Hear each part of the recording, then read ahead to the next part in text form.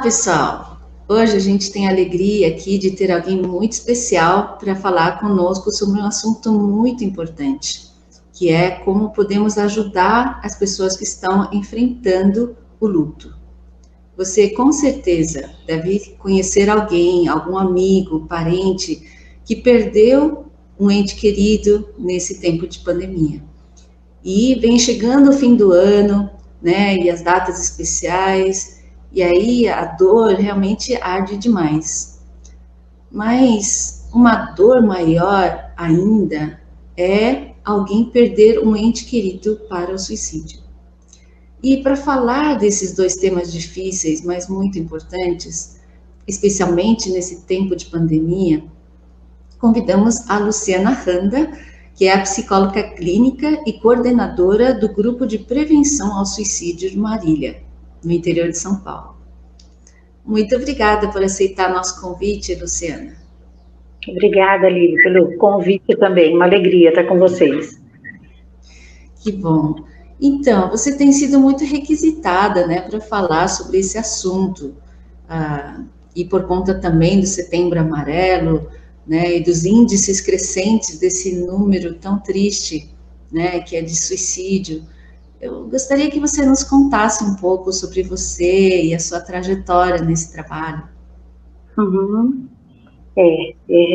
Primeiramente, né, eu queria colocar mesmo minha trajetória. Como a Lili já falou, eu sou psicóloga clínica aqui na cidade de Marília, São Paulo, e eu comecei a trabalhar com suicídio logo na graduação de psicologia, quando tivemos uma perda por suicídio na nossa graduação, na nossa classe. A nossa representante de classe teve uma morte por suicídio, e eu fiquei muito impactada, né, com aquela perda, e principalmente porque nós estávamos num curso onde geralmente as pessoas se socorrem, né, quando o suicídio acontece, ou como uma morte acontece, e eu fiquei muito impactada porque nós não sabíamos e não soubemos tanto detectar, né, algum tipo de sofrimento naquela nossa colega,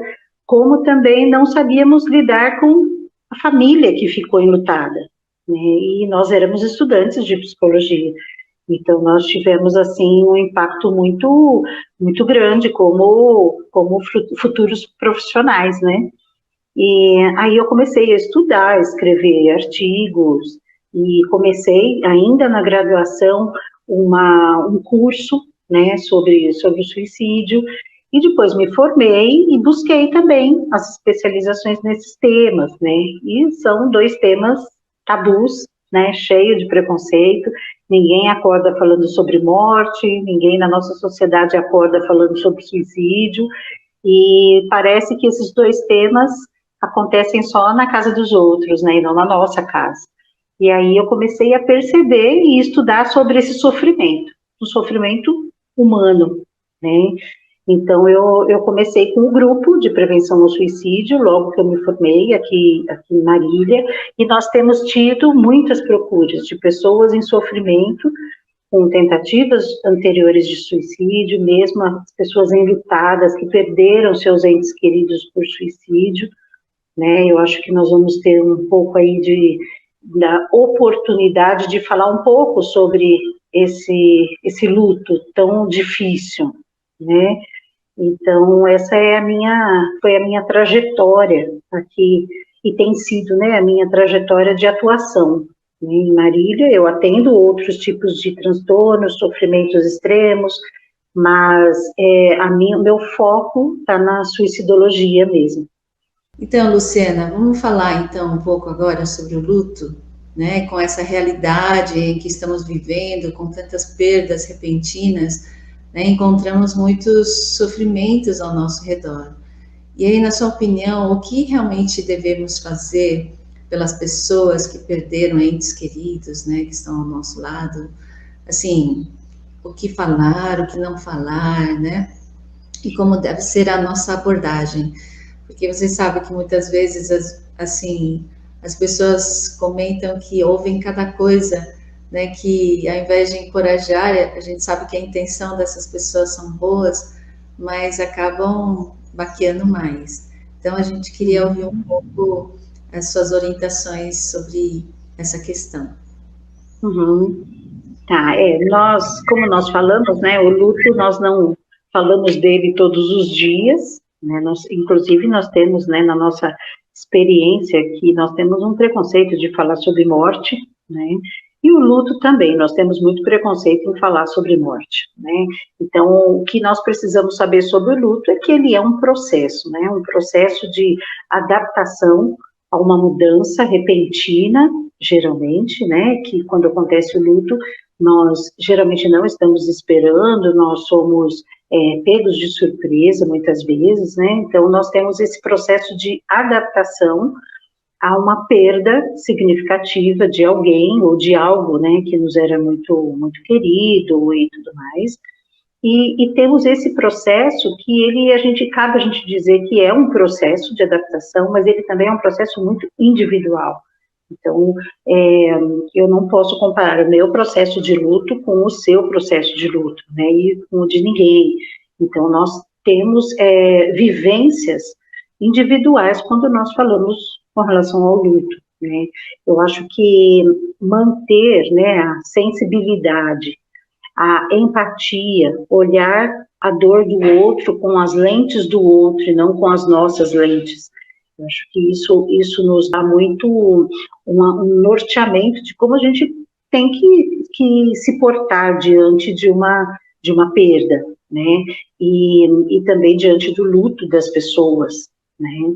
E também uma questão de solidariedade. Eu acho que existe muitas coisas, né, que as nossas comunidades podem fazer, que nós podemos agir quando um ente querido falece, quando um amigo, quando uma pessoa das nossas comunidades, né, quando isso acontece e deixam seus enlutados, eu creio que mais do que falar, talvez o não falar seja melhor, né?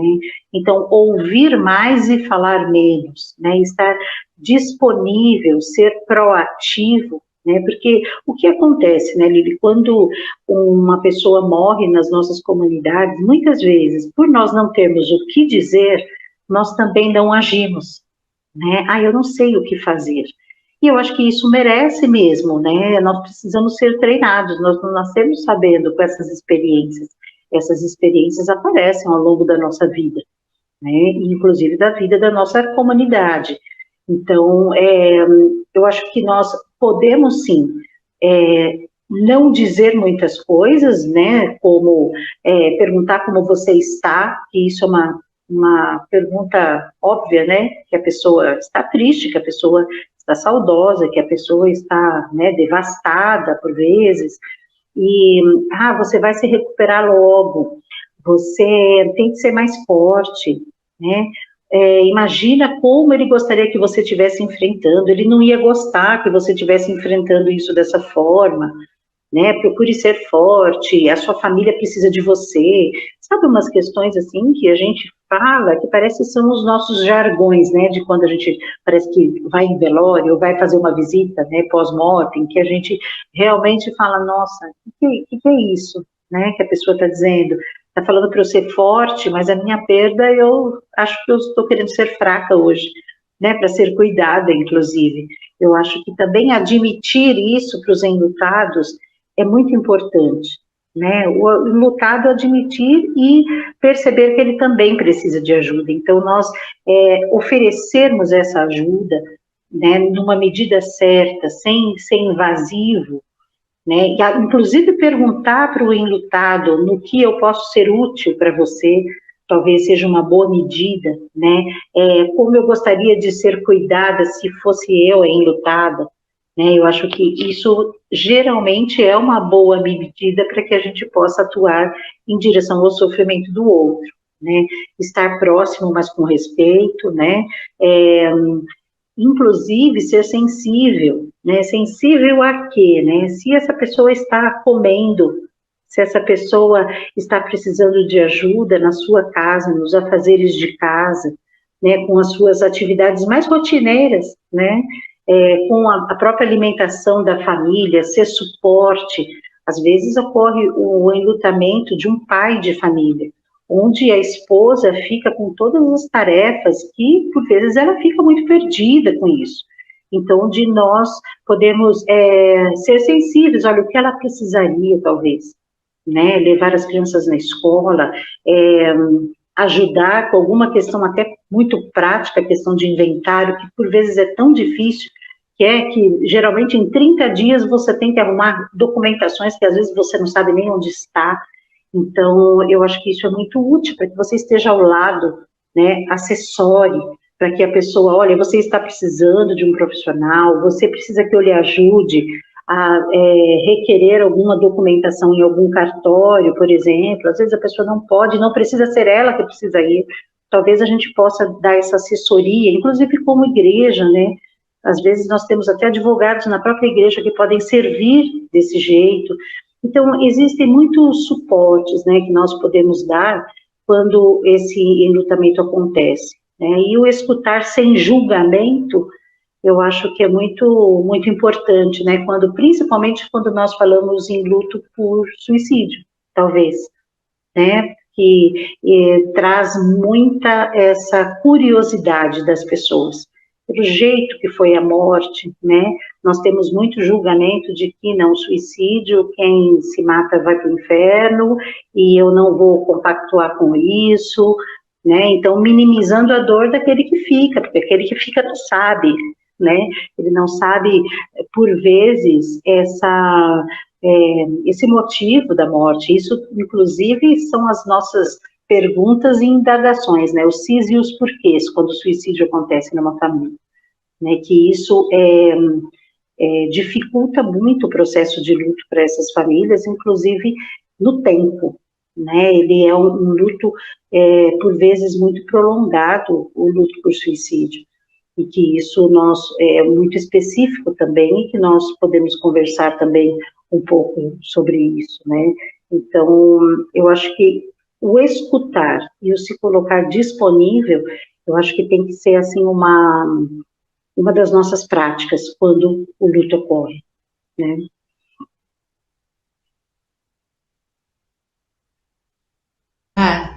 Né?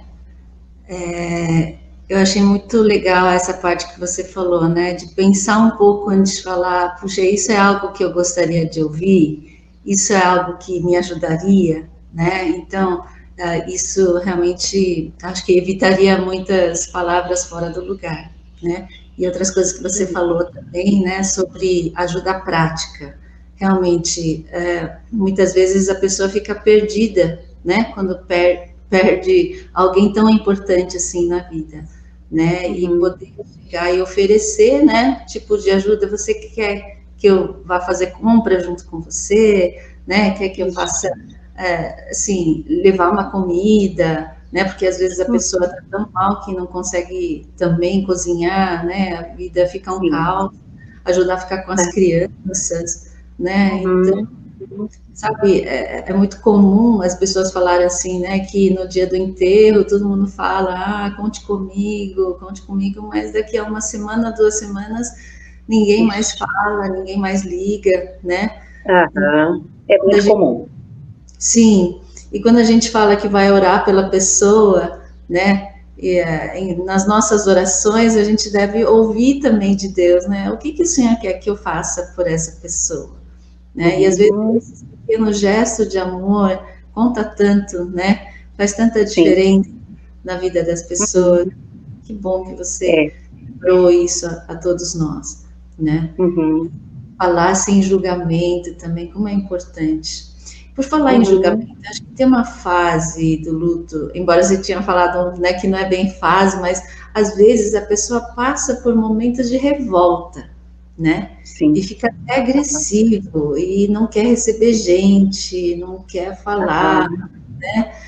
E acho que essa, para mim, acho que é a parte mais difícil, né? Como que a gente faz para ajudar ou se aproximar das pessoas quando elas estão assim resistentes, revoltados, né? Com Deus, com a igreja, com as pessoas, enfim, com a vida, né? E fica difícil de lidar, né? Você tem alguma dica sobre isso, assim? Isso por vezes acontece, né? Essa revolta, não só com a própria pessoa que morreu, né? Às vezes, principalmente quando é por suicídio, por que essa pessoa me deixou, né? Sem deixar nenhuma carta, nenhum aviso. E também com Deus, eu acho que isso há uma crise na fé, né? De fé, com relação à morte, quando a morte acontece, porque eu sempre digo que todo mundo quer ir para o céu, mas ninguém quer morrer, né? Então a gente tem essa crise de fé, né, quando isso ocorre. Eu acho que nós precisamos, e eu tenho visto, né, nessa prática de lidar com os dados, que nós precisamos respeitar o tempo, né? O tempo da pessoa, do enlutado, ele não é o nosso tempo. E saber que aquela revolta não é conosco, a revolta não é com a religião, não é com a fé, né? Ela é um abalo, né? E um abalo significativo em toda a vida da pessoa, não só na questão da espiritualidade, mas na questão física. Ela tem um abalo, por exemplo, na sua cognição, né? Ela tem um abalo físico também com relação ao seu próprio corpo, né? As reações fisiológicas, elas são muito diferentes quando existe. Tanto eu ouço muito que a pessoa fala assim, puxa, quando meu marido morreu, ou quando meu filho morreu, parece que eu fui atropelada. Nossa, a gente precisa ser sensível a esses termos, né, Lili? Porque a pessoa, ela não está bem fisicamente, quiçá, né, emocionalmente, espiritualmente. Então eu acho que essa pessoa precisa de um tempo, mas não é porque ela precisa de um tempo que nós temos que desistir de caminhar com ela, né? Porque muitas vezes nós desistimos de falar, não, eu não quero atrapalhar, essa pessoa está muito revoltada, como é que ela vai me receber, né? Eu acho que essa sensibilidade que a gente precisa ter é que realmente ela precisa desse tempo, até para chorar, até para vivenciar o seu luto, porque o luto é um processo de, não que a gente aceita, mas que a gente se adapta, que a gente vivencia o luto, né? E as pessoas são diferentes, muitas delas vivenciam o luto de diversas maneiras, né? Então, nós precisamos respeitar a maneira daquela pessoa, aquele tempo, né? Porque, por vezes, esse tempo passa com os dias, né? Essa revolta também, ela vai se acomodando, Eu não estou falando que a pessoa se conforma, mas ela fica com essa revolta um pouco mais acomodada, ela fica com a saudade mais acomodada, né? Então, também não temos pressa, nós temos muita pressa, né, Lili? Em todos os nossos processos. Eu acho que nós precisamos também aprender. Quem trabalha, né, com processos de ajuda, eu acho que nós precisamos ter paciência com os processos, e nós não temos muita. Sabe, nós queremos tudo muito rápido, né? Hoje em dia é tudo muito rápido. Até processo de luto parece que a gente não pode ter o tempo de ter o luto, né? E nós precisamos desse tempo, porque esse tempo ele é curador, né? Esse tempo ele é um tempo de adaptação. Então nós precisamos disso. Há tempo para tudo, né? Eu gosto muito quando a palavra de Deus diz: há tempo para tudo, há tempo para rir, há tempo para chorar, há tempo para se revoltar, tempo para ficar mais em paz. Né? Então, eu acho que é isso, eu acho que a pessoa está vivendo um momento de dor, e todo momento de dor ele precisa ser adaptado, né? Então, nós temos esse tempo, não termos pressa, não apressarmos o enlutado. Eu acho que talvez o segredo das nossas terapias de luto, né, dos nossos manejos de luto, principalmente em consultório, né, é exatamente o tempo, é o tempo, né, e que geralmente o paciente mesmo já chega, e ele quer saber quando isso vai acabar, quando eu vou parar de chorar, quando eu vou retomar minha vida. Eu falei, calma, vamos respirar primeiro. Está conseguindo nem respirar nem comer, como é que quer sair fazendo as coisas, né? Então a gente precisa falar sobre o processo de luto. As pessoas não sabem vivenciar o luto porque a gente não conversa sobre isso, sobre a morte e o morrer, né? Sim. A gente não conversa, então as pessoas não sabem sobre isso. Então, eu acho que essa é a nossa postura, talvez, né?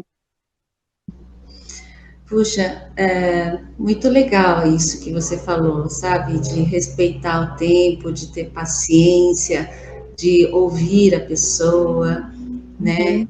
E acho que é aquela coisa de não ter pressa. E aí me veio uma dúvida, né, sobre esses, como que fala?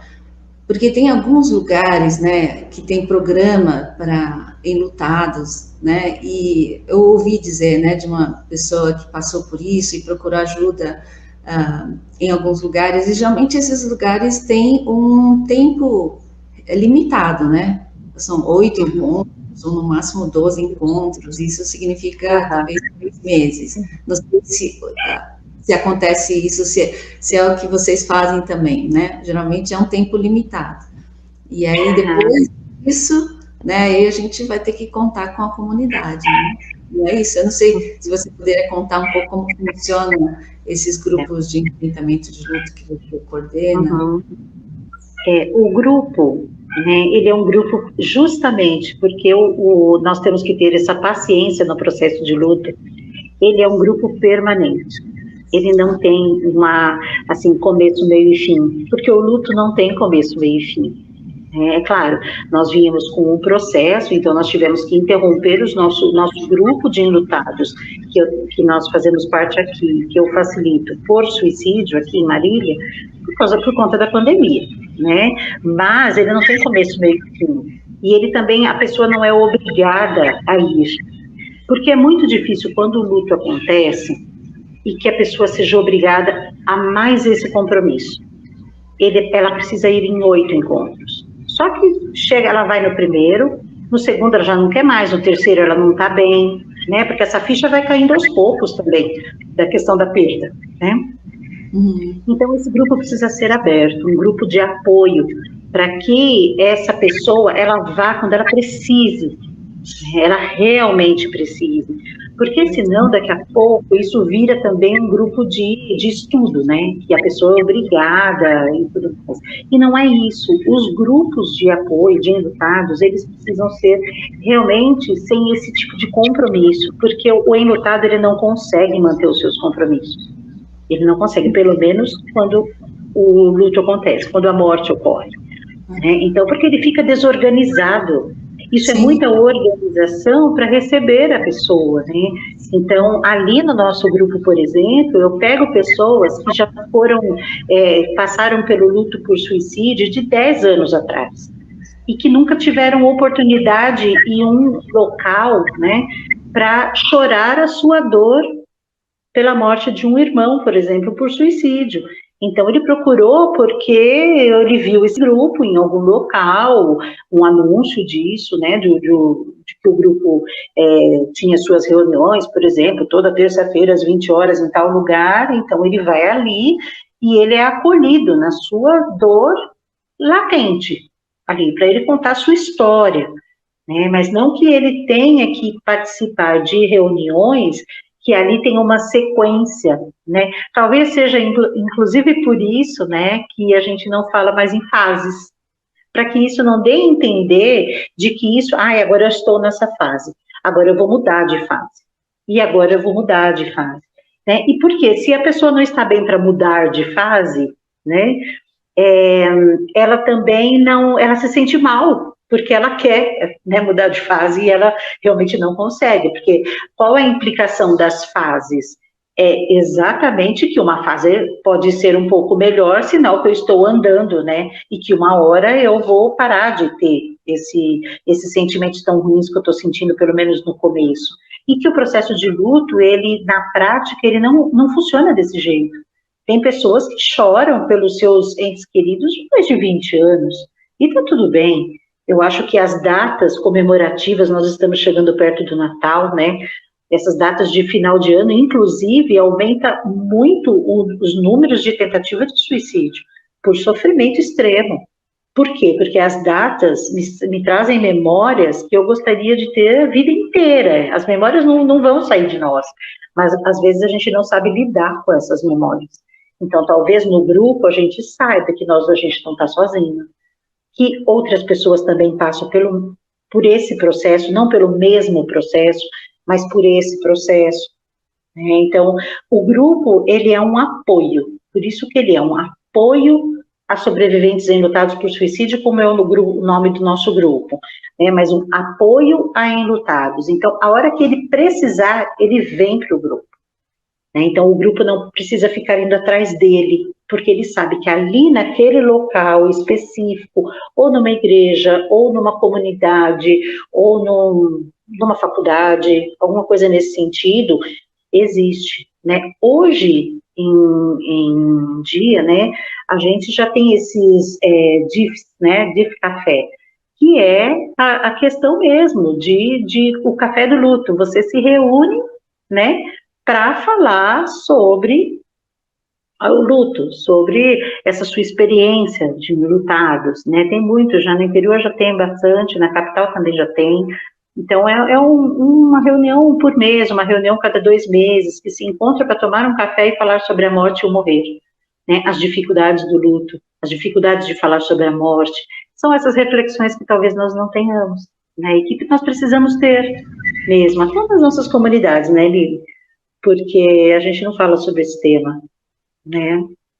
Acho que é pensando nisso mesmo que convidei você para inspirar a gente, né? Porque eu vejo que a igreja assim, é um lugar de tanta oportunidade para servir, para fazer diferença, né? E agora com toda essa perda, essas mortes, essas dores, creio que a igreja é uma comunidade ideal, né? Para a gente poder ter esses grupos de apoio de luto. E é nesse sentido que a gente também está convidando você, né, para dar um curso intensivo para a gente em junho, né, no dia 25 de junho, para todos os interessados poderem conhecer mais, aprofundar mais, né, porque esse tema é bem amplo, né? Sim, sim. Então, vamos aproveitar e falar um pouco mais, né, sobre essa ajuda e prevenção ao suicídio, né, que bem a sua especialidade. De uma maneira bem prática, né? O que a gente deve fazer quando a gente sente que alguém do nosso lado perdeu a esperança, está desistindo de viver, né? E qual é o nosso papel como amigo, família, né? E quais são os papéis do psicólogo, dos profissionais, né? E da própria pessoa em crise, né? Um pouco mais sobre isso. Tá. Quando eu comecei, né, essa jornada, né, de trabalhar com comportamento suicida, as pessoas, né, sempre falam, puxa, você teve um tema um pouco mais leve, né, para falar, mas eu percebi que seria um tema que ninguém gosta de falar, né? Por quê? Porque o suicídio, ele é um tema tabu, né, Lili? Nós temos esse tema, assim, que a gente não gosta muito de ficar comentando. Nas nossas igrejas, por vezes, a gente não comenta sobre isso, né? E nas nossas igrejas, nós temos tido perdas também por suicídio. Não é que isso não ocorra dentro das igrejas, isso ocorre e ocorre muito, né? Então, nós precisamos falar sobre isso, né? E ao falar sobre isso é uma medida de prevenção, né, a suicídio. E falar sobre pós-venção ao suicídio, que é toda a intervenção quando o suicídio acontece, que é o grupo de enlutados, né, e todo esse trabalho que nós fazemos, é também uma maneira de fazer prevenção a novos suicídios, porque a taxa de suicídios de parentes, né, de pessoas que tiveram suicídio em família, ela é muito alta, né, então nós precisamos fazer esse trabalho de pós-venção. Mas falar sobre suicídio, antes de tudo, eu acho, né, antes da gente saber como identificar, talvez, né, algum comportamento nesse sentido, nós precisamos só saber que suicídio, ele não é um ato de coragem, ele não é um ato de covardia, né, ele não é fruto só de transtorno mental, porque a pessoa fala, a pessoa tinha um transtorno, né, eu sempre falo que a vilã do suicídio, ela é a depressão, né, a pessoa quando ocorre fala, não, a pessoa tinha depressão, mas não necessariamente, né, eu acho que o suicídio, ele é um ato de comunicação, que a pessoa comunica com a morte o que ela não conseguiu comunicar em vida. E essa frase não é minha, né? Essa frase realmente vem do Schneiderman, que é o pai da suicidologia moderna, e que ele trata dessa forma, né? Que é um ato de comunicação. E ele é um fenômeno complexo, não só a pessoa que tem um transtorno é que comete suicídio, e vice-versa, nem todo mundo que tem a morte por suicídio, ela tem um transtorno mental, ela é multifatorial, né? Então, a pessoa que vem por essa via do suicídio, ela pode ter, sim, fatores, né? Vários aspectos comprometidos, biológicos, até culturais, sociais também, né? E pessoais, né? E nós precisamos estar muito atentos com isso, e principalmente no acolhimento de pessoas que atentos às falas das pessoas, né? A pessoa em sofrimento, ela pode nos dar dicas, não necessariamente ela dê, mas ela pode nos dar. Então, talvez uma maneira da gente prevenir é de nós só sabermos, assim, como lidar com isso, e não ter medo de lidar. Porque o que a gente vê, inclusive na nossa área mesmo da psicologia, é que os profissionais têm medo. Os pacientes falam, eu quero morrer, os profissionais falam, não, eu não tenho essa especialidade, vai para outro. E isso, poxa, ele está em sofrimento, e se ele não for achar no psicólogo, né, uma pessoa em casa, que o escute, que o acolha nesse sofrimento, eu acho que ele também vai calar onde, né? E esse também pode ser o papel das nossas comunidades, das nossas igrejas, de acolher, de escutar, fazer uma escuta empática, fazer uma escuta sem julgamento, que a pessoa tenha aquele espaço para falar sobre dor, porque a gente não gosta de falar sobre dor, né? E por vezes nós não damos espaço para as pessoas, né? Já viu como a gente se comunica, né? Como a gente se cumprimenta? Olá, tudo bem? Você espera que a pessoa sempre fale, está tudo bem. Se ela começar a falar, fala, caramba, e agora? Né? Por que a gente pergunta esperando uma resposta que esteja tudo bem? Porque será que a gente não tem um ouvido um pouco atento para isso? Será que nós estamos com pressa? Será que nós perguntamos se está tudo bem porque é um jargão? Né? Quando eu pergunto se a pessoa está bem, eu corro o risco dela falar, não, estou bem. Né? Então, se nós tivermos essa atitude um pouco mais acolhedora, talvez as pessoas se sintam também mais abraçadas, né? E mais livres também para falar, não, realmente com essa pessoa acho que eu posso falar do meu sofrimento, né? Então, talvez uma atitude da gente, olha, eu estou percebendo que você não está bem, você teve alguma fala, e são essas falas, né? Eu queria dormir e nunca mais acordar, vocês vão se ver livre de mim, vocês vão ficar livres de mim, sabe? Essas questões, assim, que a gente ouve e parece que a gente passa por cima disso e fala, puxa, isso é uma fala de pessoas que não estão bem, né? Eu não aguento mais, isso é uma fala. Nós temos tido muito adoecimento, agora na pandemia, onde pessoas ficaram desempregadas, pessoas sem ter o que comer, né? Sem o suprimento das suas necessidades mais básicas. Tá? Então, por que nós não temos esse ouvido um pouco mais treinado, né? Para falar, puxa, lá em casa tá difícil. Opa, olha que sinal, né? Que deixa. Como é que tá lá em casa? Lá em casa, estar difícil significa o quê? Está faltando o que comer, está faltando dinheiro, como é que estão as contas, né? Porque isso a gente não quer se intrometer, né? Porque acha que o outro vai pedir dinheiro para a gente, ou vai pedir dinheiro para a igreja. Né, mas se nós não estivermos aqui para suprir exatamente essas necessidades, eu não sei para que nós estamos aqui, né, brincando. Então, nós não estamos brincando de ser igreja, nós não estamos brincando de sermos crentes, né, de cristãos, nós não estamos com isso, nós temos um papel nesse mundo, e qual é o papel que nós temos exercido diante de tantas dificuldades? Né? Então, saber também ouvir essas falas, eu acho que é muito, muito importante, né?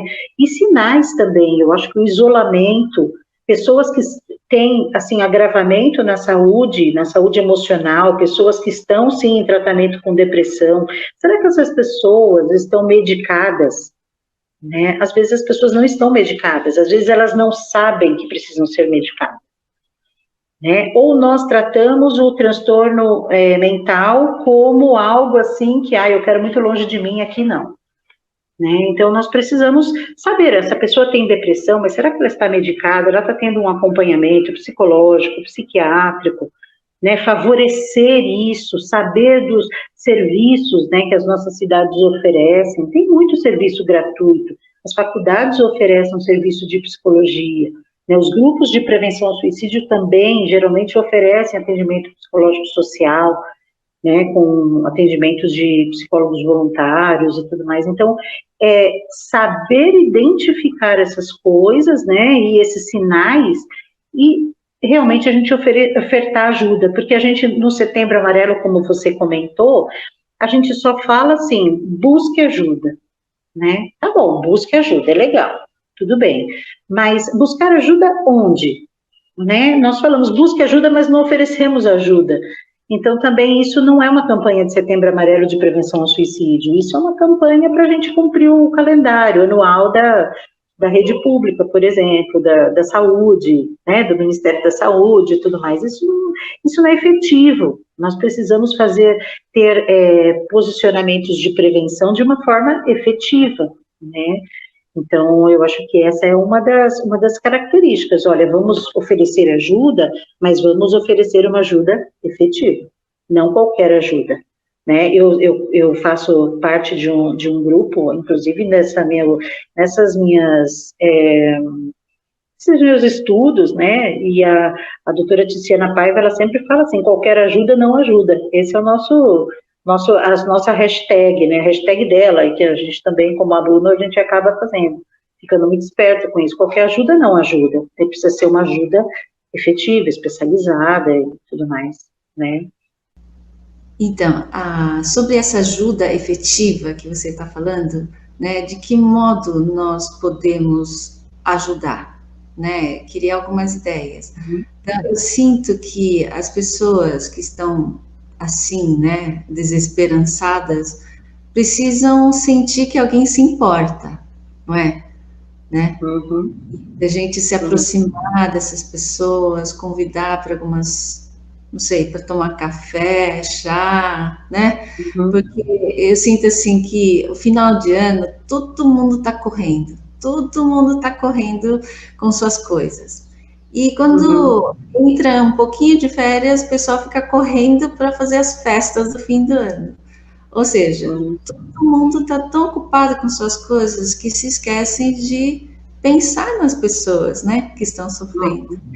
Ou convidar a fazer alguma coisa junto. E por isso que esse isolamento também, né, vai piorando aquela sensação de abandono ou de não ter com quem contar, né? E por isso que também o final de ano é um período terrível, né, para as pessoas em luto ou com tendências à depressão e ao suicídio, né? Sim.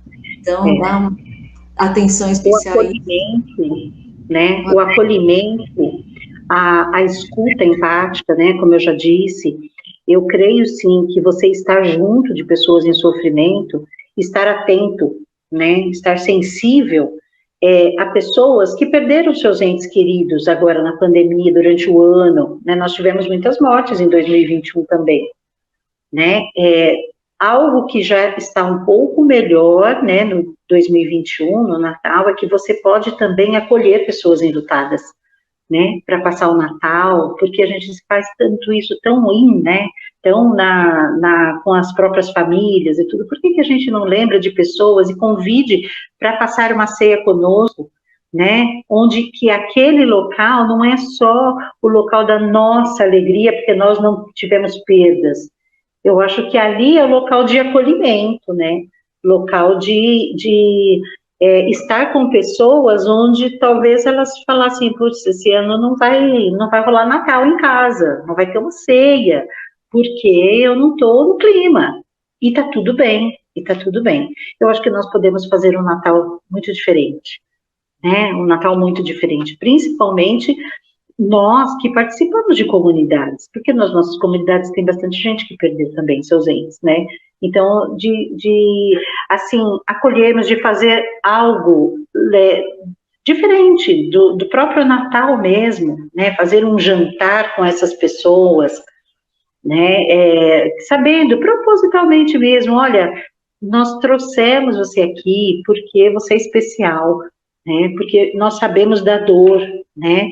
Que você porventura esteja passando, né? E nós gostaríamos de fazer esse momento para que você se sentisse amado, se sentisse acolhido, né? Falando sobre os enlutados. E agora, falando em pessoas em sofrimento, eu acho que nós temos muito o que fazer.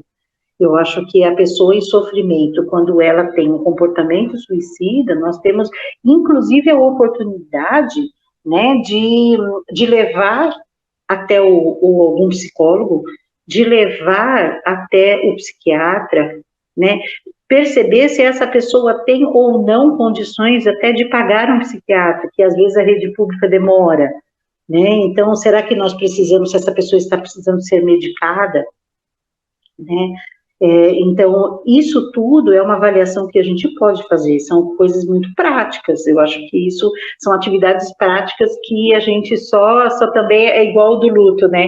A gente pode se colocar, poxa, se eu estivesse nesse local de sofrimento, talvez eu não gostaria de ficar sozinha. Eu tenho as pessoas com ideação suicida e comportamento suicida, já peguei muito no consultório, de que elas têm medo, elas têm medo dos próprios comportamentos autodestrutivos, né? Então elas precisam de gente, elas não podem ficar sozinhas. E uma das medidas também da gente é acionar uma rede de apoio, né? Essa rede de apoio que a gente aciona, por exemplo, quando a pessoa tem a ideação suicida, ela é muito importante. Ela é muito importante. Inclusive fazer a psicoeducação dessa rede de apoio. Deixa eu falar, olha, ela não está querendo, por vezes, morrer, ela está querendo se livrar de uma dor. Então, qual é essa dor? Vamos ouvir, que dor é essa? Dar essa possibilidade de escuta, né? Então, isso eu acho que é a principal forma como a gente pode ajudar, é dar possibilidade, o local de fala para essas pessoas, né? Eu acho importante a gente dar esse treinamento, né, para os familiares dos enlutados ou das pessoas que têm depressão, que pensam em suicídio, porque muitas vezes eles não sabem o que fazer, né? Principalmente se a pessoa não quer ajuda, né? Então a pessoa resiste, não quer ir para o tratamento, não quer ir para o médico, né? Ou como você falou, às vezes a família não tem condições, a fila, né, é muito grande e então nós como família de Cristo, né, a igreja, temos que estar sensíveis tanto em apoiar a família, né, dos enlutados ou dos depressivos, né, quanto dar essas orientações práticas, né, de ser a rede de apoio, né. Porque muitas vezes, né, Lili, às vezes aquela pessoa, por exemplo, né, que não é enlutado, eu falo mais com a questão da ideação suicida, né, a pessoa com comportamento suicida, ela precisa querer mesmo, né, por quê? Porque nós não somos donos da vida nem da morte de ninguém, nós somos donos da nossa própria vida, né, nós tomamos conta da nossa vida e não do outro. Eu acho que o outro toma conta da vida dele, claro, né? Eu acho que nós não temos essa onipotência de falar, não, nós vamos salvar todo mundo que tem comportamento suicida. Isso não existe, né? Mas eu acho que tem muito a se fazer quando a pessoa, ela não entrou nesse vazio existencial ainda, e para que ela não entre nesse vazio existencial, eu acho que o papel das nossas igrejas, ele é muito importante, e que muitas vezes isso também leva tempo. Isso também leva tempo, porque o processo de adoecimento, ele não é da noite para o dia, né? Então, pode ser que essa pessoa venha em processo de adoecimento, e nós temos que ter essa sensibilidade de falar, puxa, ele perdeu o emprego, às vezes ele perdeu um ente querido, às vezes ele entrou numa falência de uma empresa, né? Ele teve algum tipo de acidente. Quais são os traumas dessa pessoa também, né? Pode ter algum adoecimento psíquico? Claro, pode também, né? Como é que foi a infância dessa pessoa? Sabe essa sensibilidade? Talvez esse seja também passa por nós, nas nossas comunidades, ter um pouco dessa sensibilidade da história das pessoas. Por isso que nós precisamos estar próximos, né? As comunidades, elas são fatores de proteção para comportamento suicida, né? Por quê? Porque as pessoas, ali, elas podem ser cuidadas, ela tem, ou pelo menos deveriam, né? Ser cuidadas, elas podem ser vistas, elas podem ser acolhidas, né? Ali tem muitas atividades onde ela também pode se envolver e também compartilhar das suas dores, né? De tudo que acontece nas suas vidas. Temos muitas reuniões de oração e tudo mais. Nessas reuniões, eu falo que as nossas reuniões de oração, elas são um case, né? Para saber pessoas em sofrimento. Eu acho que ali, se alguém for com um caderninho exatamente para saber sofrimento das pessoas, é nas nossas reuniões de oração, né? Que ali a gente pode ficar muito mais atento. Então, treinar pessoas para que elas tenham esse olhar, puxa, que fala é essa de uma pessoa na reunião de oração que teve e que ela está falando que ela não aguenta mais, que ela está exaurida, né, de todo o processo que ela está vivendo. Então, isso também nós podemos fazer muita coisa, né, e não deixar ali, não, nós vamos orar e ponto, né, nós vamos orar e também sermos proativos. Sim, muito legal essa sua fala de conscientizar a igreja seu papel, né, assim, a gente tem muita oportunidade de atuar, né, de restaurar, então, por meio de reuniões de oração, de cuidado, atividades, né, nas células, né, treinar os líderes das células também para isso, os membros da igreja para isso, né, porque acho que aos poucos a igreja vai perdendo essa consciência, né, de achar que a igreja é um lugar para se ir e ouvir sermão, né, mas na verdade a igreja é um lugar para se ajudar, se acolher, né, enfim, é o local de cuidado, né? É um lugar de cuidado, né? De relação, né? O cuidado, ela perpassa nisso, né? É o local de relação, das nossas relações, né? E as pessoas estão perdendo essa consciência, né? Acha que é um lugar para se frequentar, assim, de, né, participar, ouvir alguma coisa, mas não de troca, né? Não de... E esse ambiente precisa ser favorável, né, Lívia? Esse ambiente que ele precisa. Nós precisamos fazer das nossas comunidades, né, ambientes favoráveis para isso. Sim. Esse ambiente ele precisa ser favorável. Se ele não for favorável, as pessoas não vão lá fazer essa troca, né? Você falou de células, né? E a gente chama pequenos grupos pequenos, né? Exatamente isso, é ali o local seguro para que a pessoa possa ser cuidada, onde ela possa se colocar, né?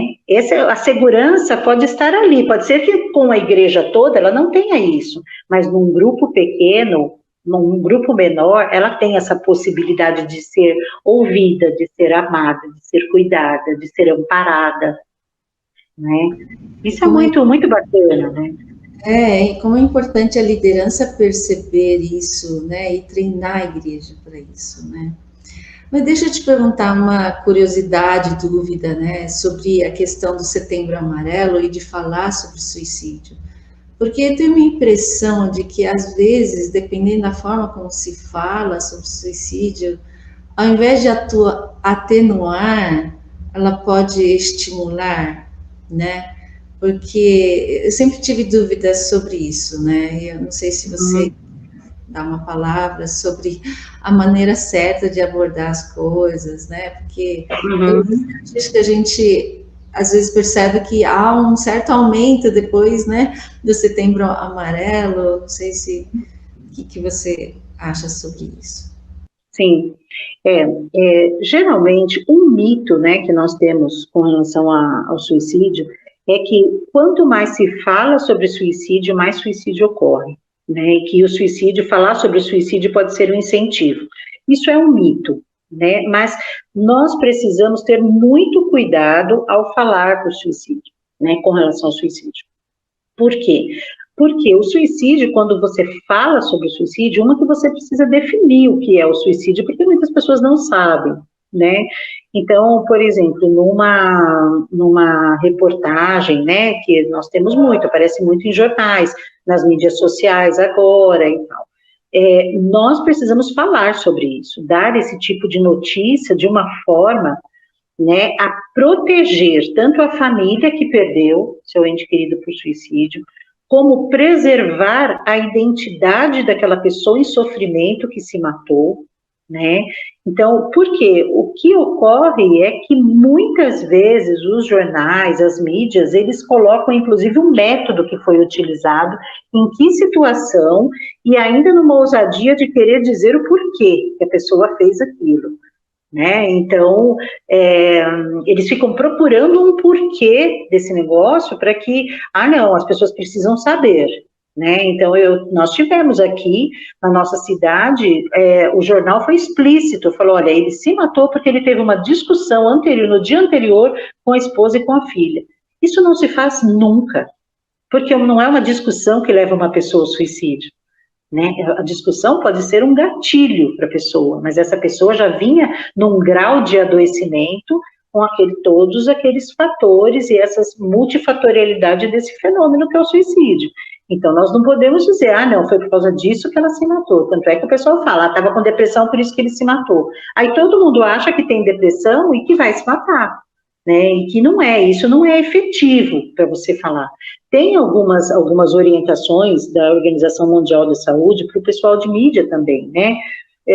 De como se faz esse tipo de comunicado. E também, quando nós falamos sobre... Não é que nós precisamos omitir a notícia, eu acho que nós podemos dar a notícia, mas fazer com que essa notícia sirva para que pessoas em sofrimento, ao lerem a notícia, elas possam ser socorridas ou se socorrer de alguns serviços que nas comunidades possam existir.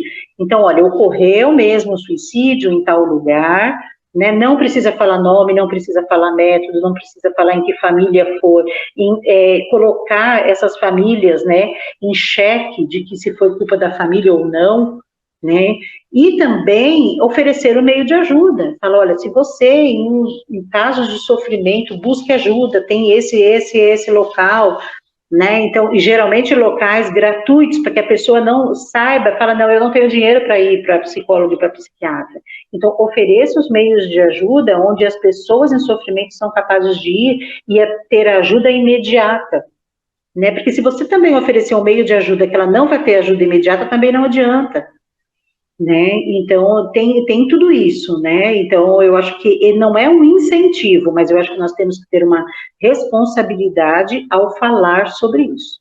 Eu acho que isso é muito, muito sério, inclusive, né? Nós temos, inclusive o pessoal fala, olha, nós temos o Setembro Amarelo e o Outubro Negro, porque o outubro aumenta muito o caso de tentativa de suicídio. Por quê? Porque, às vezes, a gente não soube fazer uma prevenção direito no Setembro Amarelo, então a gente precisa saber fazer, né? Não é só fazer prevenção e colocar lacinho amarelo, isso não adianta, né? Eu acho que é importante também para a igreja aprender também a falar sobre essas questões, né? Como você falou no começo, e trabalhar preventivamente, trazendo esperança, né? Orientações bíblicas. Sim, Lili, você sabe que em toda a divulgação do nosso projeto, as pessoas que menos nos chamam, os locais que menos nos chamam são as nossas igrejas, para falar sobre suicídio. Eu fico muito feliz quando eu ouço você, que é de uma comunidade, entendeu? Que é mentora de um treinamento, né? De querer fazer um treinamento como esse, porque as nossas igrejas, elas não fazem isso. Elas não querem falar sobre esses temas tão, assim, que todo mundo tem preconceito para falar, e eu não sei por que isso, né? Quer dizer, eu sei, né? É porque nós temos um tema tabu, que ninguém fala, tudo bem, mas isso acontece, porque isso acontece com o humano, e nós somos humanos, né? Então, a gente acha que isso só acontece do outro lado da rua, não acontece na minha família, não acontece na sua, não acontece com ninguém. Claro, nós queremos que aconteça? Óbvio que não, mas nós queremos que aconteça com as famílias das nossas comunidades também. Por isso que nós precisamos instruir, né? E eu fico muito feliz quando eu sou chamada para fazer, inclusive, treinamentos com as nossas igrejas, com comunidades religiosas, porque, e não só com as nossas igrejas evangélicas, eu gosto muito quando as cúrias chamam, sabe, católicas, quando os espíritas chamam. Por quê? Porque a gente não fala sobre isso com esse tema tabu. Então, vai ser, assim, um prazer estar com vocês, viu, para falar sobre esses temas que ninguém fala, né? Isso é uma honra, né? Isso é abençoar mesmo o povo de Deus com esses temas, que a gente acha que não, né? Que a gente fala, não, vai falar de um tema que ninguém fala. Mas é isso, o povo de Deus precisa se capacitar, né? Para falar sobre isso. E eu creio que a gente vai começar um movimento, né? De realmente conscientizar as pessoas, de resgatar esse papel das igrejas, né? De trazer esperança para as pessoas, mostrar, né? Dar orientações práticas. E estou muito feliz também, né? De ver você, né? Como Deus também te capacitou e tem te capacitado para isso, usando, né? Sendo um exemplo também nessa área.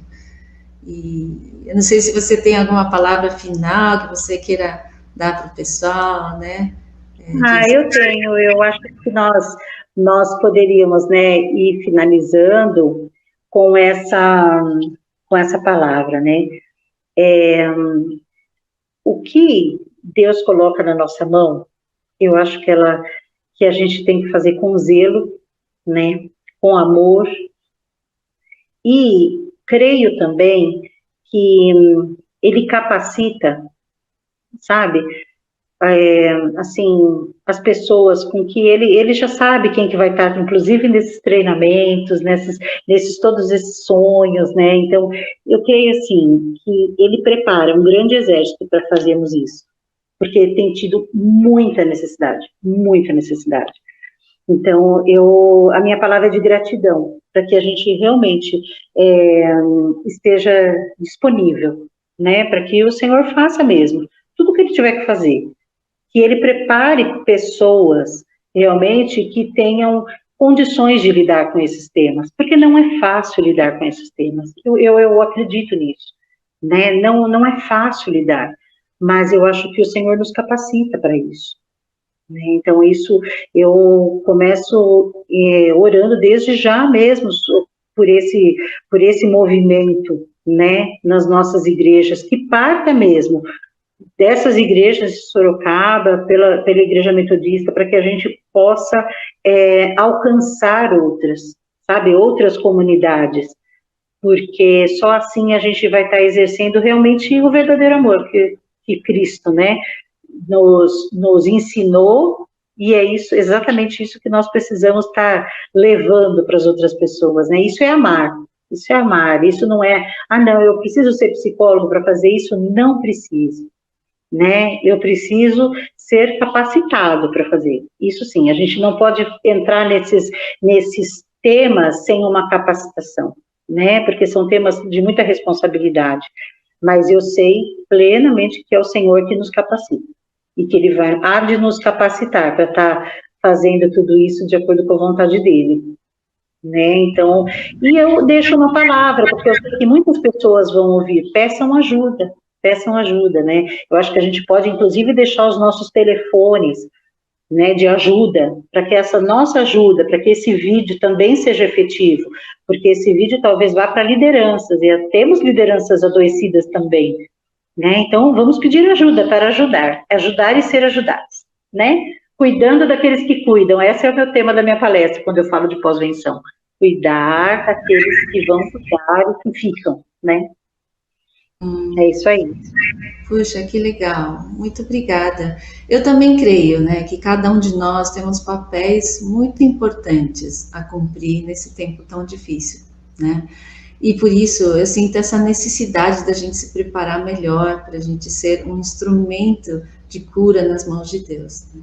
Então, se você achou essas informações úteis, né, e você também sente que você pode ser usado por Deus para ajudar algum amigo seu, a sua comunidade, né, compartilhe esse vídeo com eles, né, e use a sua influência para articular algo, para promover algo né, com um acolhimento, né, um apoio efetivo na sua comunidade, né? E aí aproveito para divulgar, né, que o Ministério Mais Barnabés agendou com a Luciana um curso intensivo, né, de um sábado, no dia 25 de junho de 2022, e o nosso treinamento aos conselheiros sobre esses dois assuntos, né, sobre a questão da prevenção do suicídio e o enfrentamento do luto quando isso já aconteceu. Então, eu conto com seu envolvimento, né, e guarde essa data na sua agenda, tá bom?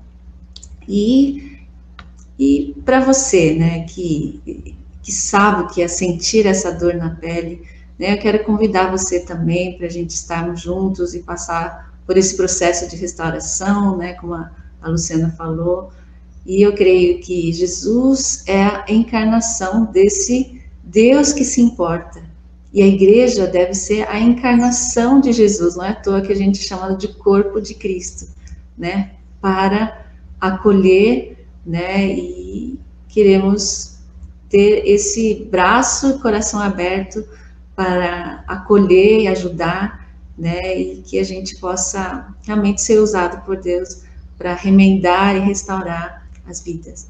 Aí eu quero terminar, né, nosso encontro aqui com uma oração, tá?